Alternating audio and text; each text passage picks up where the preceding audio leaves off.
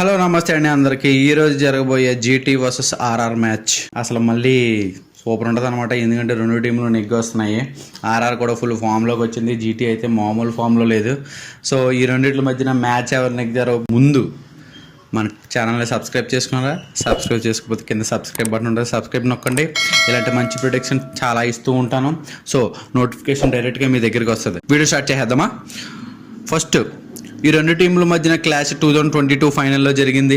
రెండు టీంలో GT match నెగ్గింది, ఘన విజయం సాధించింది. అప్పటి నుంచి జీటీ కూడా వీళ్ళని డామినేట్ చేస్తూనే వచ్చింది.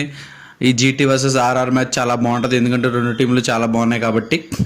సో ఈ రెండింటి మధ్య ప్రిడిక్షన్ తెలుసుకునే ముందు ఫస్ట్ ఈ రెండింటి మధ్యన టీం ఎలాగుందో తెలుసుకుందాం. ఫస్ట్ ఆర్ఆర్తో స్టార్ట్ చేద్దాం. ఆర్ఆర్లో వచ్చి Sanju Samson, Jaiswal, Nitish Rana, Riyan Parag, Dhruv Jurel, Hetmyer, Hasaranga, Jofra Archer, Maheesh Theekshana, Sandeep Sharma, Kumar Kartikeya, Tushar Deshpande. So GT team ఎలాగుందో ఒకసారి చూద్దామా. జీటీ టీం ఎలాగుందంటే Sai Sudharsan, Shubman Gill, Jos Buttler, Sherfane Rutherford, Rahul Tewatia, Shahrukh Khan, Rashid Khan, Sai Kishore, Siraj, Prasidh Krishna, Ishant Sharma. GT కొద్దిగా పెద్ద టీంలో కనిపించట్లేదా మీకు? అలాగే ఈ పిచ్ వచ్చేసి నరేంద్ర మోడీ స్టేడియంలో, అలాగే జీటీ వాళ్ళకి ఫేవర్ మ్యాచ్. జీటీ వాళ్ళు ఎక్కువ మ్యాచ్లు ఇక్కడ నెగ్గారు. జీటీ వాళ్ళు అందరూ కూడా మంచి బ్యాటింగ్ చేస్తూ ఉంటారు నరేంద్ర మోడీ స్టేడియంలో. సో ఈ రెండు టీంల మధ్యన హెడ్ టు హెడ్ చూద్దాం. ఈ రెండు టీంలు కూడా ఇప్పటి వరకు 6 మ్యాచ్లు ఆడినాయి. 6 మ్యాచ్లో జీటీ 5 మ్యాచ్లు కొట్టింది, ఆర్ఆర్ కేవలం 1 మ్యాచ్ మాత్రమే కొట్టింది. జీటీ ఫుల్ డామినేషన్లో ఉంది. ఈ నరేంద్ర మోడీ స్టేడియంలో టాస్ నెగ్గిన చేసింగ్ తీసుకుంటారు, ఎందుకంటే ఫస్ట్ ఇన్నింగ్స్లో స్వింగ్ బాగా అవుతుంది. సో డ్యూ ఫ్యాక్టర్ ఉండదు. అలాగే చేసింగ్ టైంకి డ్యూ ఫ్యాక్టర్ వచ్చేస్తుంది. పిచ్ అనేది చాలా స్లోగా ఉంటుంది. ఇనిషియల్ స్టేజ్లో బౌలర్స్కి హెల్ప్ చేస్తుంది, కానీ సెకండ్ హాఫ్కి వచ్చే టైంకి అలా స్లో పిచ్ అయిపోయి బ్యాట్స్మెన్స్కి ఈజీ అయిపోతుంది అనమాట. సో ఇక్కడ ఆల్మోస్ట్ ఎన్ని మ్యాచ్లు జరిగినాయి అంటే 31 మ్యాచ్లు జరిగినాయి నరేంద్ర మోడీ స్టేడియంలో. అందులో బ్యాటింగ్ ఫస్ట్ 14 నెగ్గింది, చేసింగ్ 17 నెగ్గింది అనమాట. ఇక్కడ యావరేజ్ స్కోర్ వచ్చి 170 నుంచి 190. ఈ రెండు టీంలు ఈరోజు నరేంద్ర మోడీ స్టేడియంలో ఎలా ఆడతారని మీరు అనుకుంటున్నారు? కామెంట్ బాక్స్లో మెన్షన్ చేయండి. నేనైతే హోరాహోరీగా ఆడతారనుకుంటున్నాను, ఎందుకంటే ఇనిషియల్ స్టేజ్లో జీటీ పంజాబ్ మీద ఓడిపోయింది. పంజాబ్ మీద 1 మ్యాచ్ ఓడిపోయిన తర్వాత అన్ని టీంల మీద చాలా బాగా ఆడింది, ముంబైతో కానీ వేరే ఎవరితో అయినా సరే. అలాగే ఆర్ఆర్ కూడా అంతే. స్టార్టింగ్లో ఎస్ఆర్హెచ్తో 286 రన్స్ కొట్టి తర్వాత 2 మ్యాచెస్ ఓడిపోయి అంటే డౌన్ఫాల్కి వెళ్ళిపోయిందని అనుకున్నాం. తర్వాత సంజు శాంసన్ కెప్టెన్ వచ్చిన తర్వాత చాలా బాగా కెప్టెన్సీ చేసి టీంని చాలా ముందుకు బాగా తీసుకెళ్ళాడు.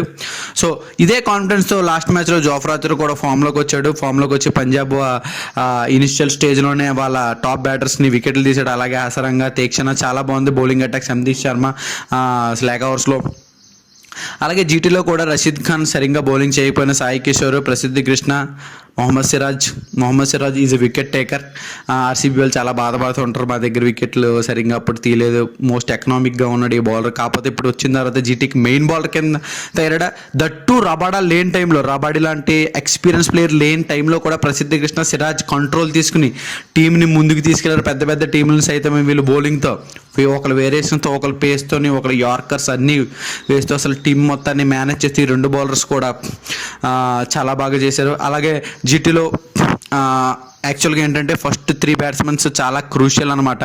వీళ్ళు ముగ్గురు కూడా నరేంద్ర మోడీ స్టేడియంలో ఆల్మోస్ట్ యావరేజ్ స్కోర్ 50 ఉంది, స్ట్రైక్ రేట్ 150 ఉంది. వీళ్ళు ముగ్గురు కూడా చాలా బల్క్ అమౌంట్లో రన్స్ కొడుతున్నారు. అలాగే తర్వాత సైఫన్ రూదర్ఫోర్డ్ వచ్చి అసలు మ్యాచ్ విన్నింగ్ ఇన్నింగ్స్ చేస్తున్నాడు. తర్వాత వాళ్ళకి బ్యాటింగ్ ఇవ్వట్లేదు. అసలు మిడిల్ ఆర్డర్లో ఏంటంటే షారుఖ్ ఖాన్, రాహుల్ తివాటియా ఉన్నారు. అలాగే వీళ్ళిద్దరూ అసలు ఆ బ్యాటింగ్ అనేది సరిగ్గా రాలేదు ఇప్పటి వరకు కూడా. స్టార్టింగ్లో వికెట్లు పడిపోతే ఈ మిడిల్ ఆర్డర్లో ఎలా ఆడతారో మనకు తెలియదు. సో అలాగే ఆర్ఆర్ చూసుకుంటే స్టార్టింగ్లో కూడా సంజు శాంసన్, యశస్వి జైస్వాల్, అలాగే రియాన్ పరాగ్, నితీష్ రాణా వీళ్ళు 4 కూడా బ్యాటింగ్ అయిపోతే మిడిల్ ఆర్డర్లో ధ్రువ్ జురెల్, సిమ్రాన్ హెట్మేర్ ఉన్నారు, కానీ అంతగా టచ్లో లేరు. అంటే టచ్లో ఉన్నారు కానీ బిగ్ హిట్టింగ్ పర్ఫార్మెన్స్ అయితే లేదు. సో ఈ రెండు టీంలతో పోల్చుకుంటే జీటీ కానీ ఆర్ఆర్ కానీ సేమ్ ఈక్వల్గా ఉన్నాయి. So powerful hitters when compare to R R నాకు తెలిసి జీటీలోనే ఉన్నారు. ఈ వీళ్ళు జీటీ వాళ్ళు కూడా 3 ఫారెన్ ప్లేయర్స్తోనే వెళ్తారు. ఇంకా గ్లెన్ ఫిలిప్స్ అనేవాడు ఇంకా పెవిలియన్లోనే ఉన్నాడు. మేబీ ఈ మ్యాచ్లో తీసుకురావచ్చు అని అనుకుంటున్నాను నేనైతే, ఎందుకంటే 4th player that middle order, అలాగే స్పిన్ కూడా వేస్తాడు. ఆల్రౌండ్ పర్ఫార్మెన్స్, ఫీల్డింగ్ అయితే బుల్లెట్. అసలు మీరు చాలా మ్యాచ్లు చూసే ఉంటారు గ్లెన్ ఫిలిప్స్. సో వీళ్ళిద్దరి మధ్యలో ఒక పాయింట్లో, ఎందుకంటే హోమ్ పిచ్ నరేంద్ర మోడీ స్టేడియంలో శుభ్మన్ గిల్కి ఆల్మోస్ట్ 60-70 యావరేజ్ ఉంటుంది. చాలా బాగా ఆడతాడు బ్యాటింగ్ నరేంద్ర మోడీ స్టేడియంలో. So toss is very crucial. టాస్ని ఇగ్నోర్ చేసింగ్ తీసుకుంటారు. సో నేనైతే ఈరోజు జీటీ నెగ్గుతుందేమో అనుకుంటున్నాను. సో మీరేమనుకుంటున్నారు కామెంట్ బాక్స్లో మెన్షన్ చేయండి. సో అప్పటి వరకు don't forget to like, share and subscribe చేసుకుంటే మన వీడియోలు డైరెక్ట్గా మీ దగ్గరికి వచ్చేస్తాయి. తర్వాత మంచి ఐపీఎల్ మ్యాచ్లో మంచి ప్రెడిక్షన్తో మళ్ళీ మీ ముందుకు వస్తాను. సో అంతటి వరకు బాయ్ బాయ్.